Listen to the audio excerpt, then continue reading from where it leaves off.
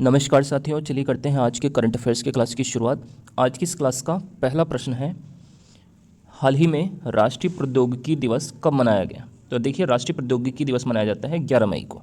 Next अगला दूसरा प्रश्न है, हाल ही में हवा से CO2 निकालने वाला दुनिया का सबसे बड़ा संयंत्र कहाँ पर खोला गया है?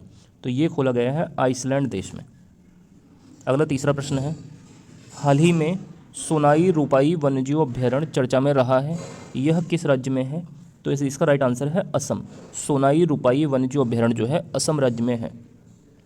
अगला चौथा प्रश्न है, हाल ही में तनावपूर्ण संबंधों के बीच किस देश के विदेश मंत्री मूसा जमीर भारत आए हैं? तो इसका राइट आंसर है मालदीव। मालदीव के जो विदेश मंत्री हैं मूसा जमीर, ये जो है भारत आए हैं। अगला पांचवा प्रश्न है, हाल ही में संगीत सिवन का निधन हुआ है, ये कौन थे? तो ये एक फिल्म निर्माता थे संगीत सिवन। अगला प्रश्न है क्वेश्चन नंबर 6, हाल ही में किसे इफ्को के अध्यक्ष के रूप में चुना गया है? तो देखिए, इफ्को के अध्यक्ष बने हैं दिलीप संघानी। अगला सातवां प्रश्न है, हाल ही में कौन सा देश UN में सदस्य बनने के लिए क्वालिफाई हुआ है? तो ये है फिलिस्तीन देश। फिलिस्तीन देश UN का सदस्य बनने के लिए क्वालिफाई हुआ है।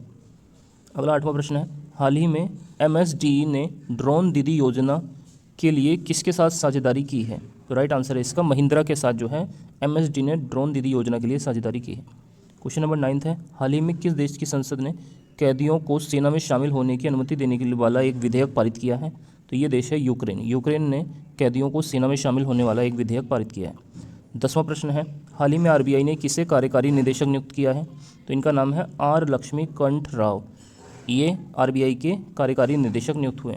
और अंतिम प्रश्न आज की इस क्लास का, हाल ही में किस देश ने संयुक्त राष्ट्र trust fund for counter terrorism में $5 लाख का योगदान दिया है? तो ये देश है भारत।